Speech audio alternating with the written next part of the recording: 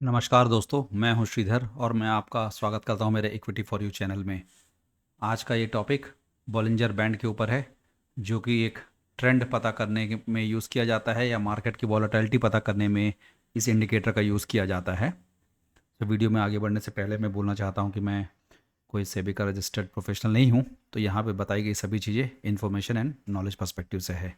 सो आपका फ़ायदा, आपका नुकसान, आपका अपना डिसीज़न। मैं खाली आपको ऐसे इंसाइट्स प्रोवाइड करूंगा जिसको कि यदि आप कंसिडर करेंगे सो डेफिनेटली मुझे लगता है कि आप प्रॉफिट की ओर अग्रसर होंगे। तो बॉलिंजर बैंड क्या है? ऐसे तो इसकी थ्योरी आप इस पीपीटी में जो भी मैं 3-4 स्लाइड्स में मैंने दी है उसको आप पढ़ सकते हैं। बाद में मैं बहुत प्रैक्टिकल वे में भी समझाऊंगा। सो बॉलिंजर बैंड क्या है? बॉलिंजर बैंड में बेसिकली एक टेक्निकल एनालिसिस टूल है जिसको कि जॉन बॉलिंजर ने इसको डेवलप किया था। अब इसमें जो होती है 3 चीज़ें होती हैं। जब ग्राफ में आप इसको देखेंगे, चार्ट में देखेंगे, तो एक 3 लाइनें होती हैं। तो बेसिक से 3 लाइन में यदि आप खींचोगे तो उसमें क्या होगा? एक एक नीचे रहेगी, एक बीच में रहेगी, एक उसके ऊपर रहेगी। तो वही इसका फंडा है। तो middle band, upper band and lower band. So जो मिडिल बैंड होती है, जो बीच वाली लाइन होती है, वो 20 सिंपल मूविंग एवरेज का अपना फंडा होती है ना। सिंपल मूविंग एवरेज आप सभी को मालूम है, तो वो 20 डेज को कंसीडर करता है। बाकी ऊपर वाली और नीचे वाली SMA प्लस 2 डेज का जो होता है, 2 स्टैंडर्ड डिविएशंस होते हैं। अब स्टैंडर्ड डिविएशंस क्या होता है? बहुत सिंपल लॉजिक है। यदि मान लीजिए किसी स्टॉक की जो प्राइस है, मान लीजिए एवरेज प्राइस है 100 रुपये, उसका स्टैंडर्ड डिविएशन 5 है, तो या तो वो 100 रुपये से ऊपर जाएगा 105, या तो 95, मतलब नीचे जाएगा तो 95 तक। तो लोअर लेवल उसका 95 हुआ, ऊपर लेवल उसका 105 हुआ, मिडिल वाले बेंच में 100। तो ये होता है स्टैंडर्ड डिविएशन। ठीक है। अब इसके जो की फीचर्स क्या होते हैं? वॉलेटिलिटी मैनेजमेंट होता है, राइट। ओवरबॉट ओवरसोल्ड, यदि तो क्या होता है, जैसे कि जो ऊपर वाली लाइन, बीच वाली लाइन और नीचे वाली लाइन, तो इन दोनों में जब वो होता है कि जब जितना ज़्यादा ये चौड़ाई होगी दोनों बैंड में, ऊपर वाले और नीचे वाली लाइन पे, उसको वाइट बैंड्स बोलते हैं, तो उतनी हाई वॉलेटिलिटी है। मार्केट ऊपर नीचे हो सकता है या स्टॉक ऊपर नीचे हो सकता है। जितना नैरो रहेगा उसका मतलब है वॉलेटिलिटी उतनी कम है। ओवरबॉट, यदि ऊपर वाली लाइन के पास है, अपर बैंड के पास स्टॉक की रेंज पहुंच रही है, ओवरबॉट है। यदि नीचे वाले की ओर आ रही है तो ओवरसोल्ड है। जैसे RSI का 70 और 30। यदि आपको RSI का पुराना वीडियो मेरा देखना है तो कृपया मेरे पुराने वीडियो देखिए आप, उसमें ये आपको दिखेगा।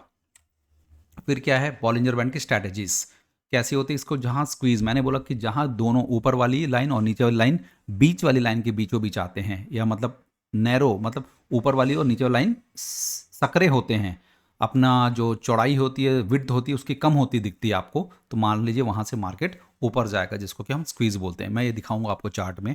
तो मैं इस पे थ्योरेटिकल पॉइंट ऑफ व्यू में जस्ट कि क्या मैं बोल रहा हूँ, और यदि कोई चीज़ आपके साथ मिस होती है तो आप PPT में वो चीज़ दे सकते हैं। बट मैं कंसीडर करता हूँ more over like practical scenario पे मोर। की टेक अवे क्या है इसका? टेक अवे है कि भाई देखो, बॉलिंजर बैंड है, ये वॉलेटिलिटी एंड ट्रेंड्स पता करता है, पहली बात। दूसरी बात है स्क्वीज एंड ब्रेकआउट, जहाँ पे स्क्वीज मतलब जो दोनों लाइन ABC, मान लीजिए A नीचे साइड है और C ऊपर है, तो A और C जैसे अपने जितने पास आते जाते हैं, तो वहाँ से वो आप ब्रेकआउट भी ढूंढ सकते हैं। स्क्वीज से मार्केट ऊपर भी जा सकता है, ऐसा है ना। और इसके साथ खाली बॉलिंजर बैंड को यूज़ करके आप ट्रेड मत लीजिए। इसके साथ RSI हो गया, MACD हो गया, ऐसे वैल्यूएबल इंडिकेटर्स को यूज़ करके आप इसका यूज़ कीजिए और प्रॉफिट बनाइए। अब हम सीधे डेमो पे जाते हैं। करेक्ट। सो मैं धन का ऑलरेडी अपना स्टॉक खोल कर रखा हूँ, ये देखिए, राइट, धन का अपना प्लेटफॉर्म। अब इसमें चलिए मैं एक शेयर का नाम लेता हूँ, परिमल मान लीजिए, health care, Piramal health care है, पिरमल हेल्थ, ठीक है, पिरमल फार्मा एक हेल्थ केयर है। तो सबसे पहले मैं आपको बोलिंजर बैंड लगा कर दिखाऊंगा, राइट। सो अभी मैं जो भी यहाँ पे इंडिकेटर्स लगे हैं मैं सबको हटा देता हूँ। ये है मेरा पिरमल फार्मा का, ये डे इंडिकेटर्स में है, डे टाइम फ्रेम में है। इंडिकेटर्स में जाता हूँ, मैं लगाता हूँ बॉलिंजर बैंड, तो बॉलिंजर बैंड ये लग गया। तो ये देखिए, अब ये वाली हुई अपर बैंड, ये ऑरेंज वाली हुई मिडिल बैंड, और ये नीचे वाली लाइन हुई लोअर बैंड। तो इनमें जब देखिए यहाँ पे यदि ये नैरो हो रहे हैं, ये अपर बैंड और लोअर बैंड नैरो हो रहे हैं, तो या तो मार्केट नीचे आया, फिर यहाँ से ये ऊपर गया। यहाँ पे नैरो हुआ मार्केट, देखिए यहाँ पे मैं बताता हूँ। जैसे इस भाग में मार्केट क्या हुआ, नैरो हुआ, मतलब मैं सॉरी, ये जो बैंड्स हैं, A बैंड, ये मान लीजिए, और ये सी बैंड मान लीजिए, बी बीच वाले को हम बी बैंड बोलते हैं मान लो, राइट।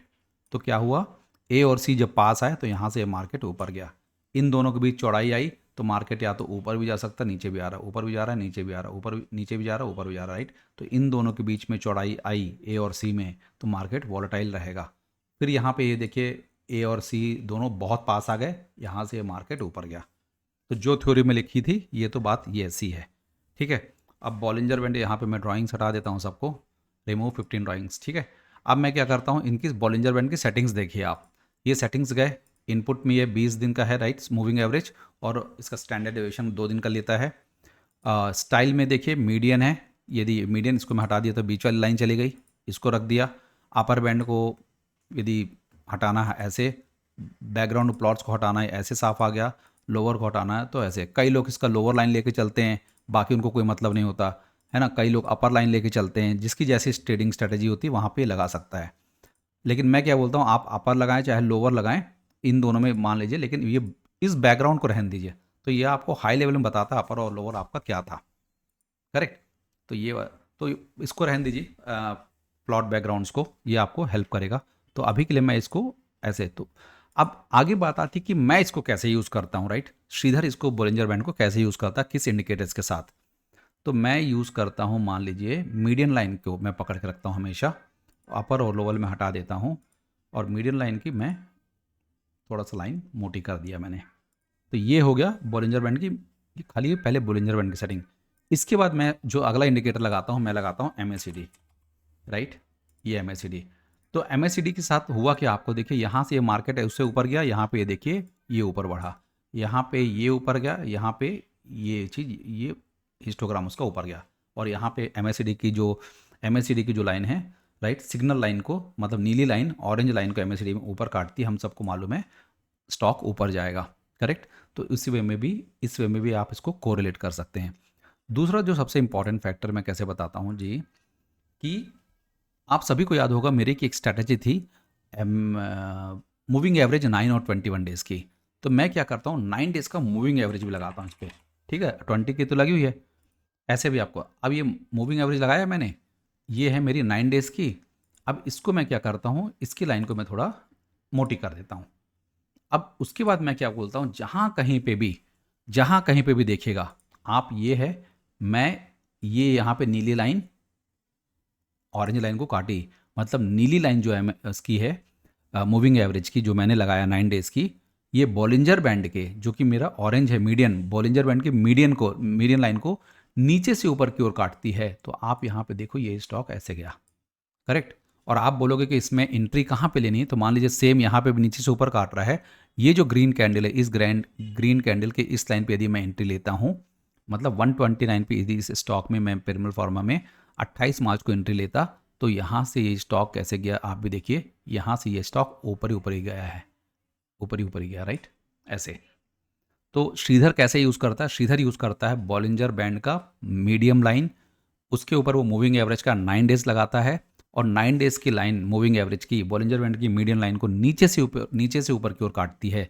ये नीचे से ऊपर की ओर काटेगी, इस पॉइंट में आप कहीं एंट्री लीजिए और वेट कीजिए, स्विंग ट्रेडिंग के लिए भी यूज़ कीजिए, लॉन्ग टर्म के लिए भी यूज़ कीजिए, अच्छे स्टॉक्स में पैसा लगाइए। तो ये तो हो गया था पिरामिड का। एक स्टॉक मैं आपके लिए और कोई यूज़ कर लेता हूँ, तो मान लीजिए मैं टाइटन का करता हूँ ऐसे, जो मेरे रैंडम मन में है, टाइटन NSC। ये टाइटन का मैंने स्टॉक लगाया, इसको मैंने मैक्सिमाइज़ किया, करेक्ट। तो जस्ट मैं आपको एक साइड से बैक टेस्ट मान लीजिए, अभी मैं सब हटा देता हूँ, यहाँ पे रिमूव ऑल चीज़ हटा दिया मैंने, राइट। अब इसको थोड़ा सा मैं अपन नीचे कर लेते हैं।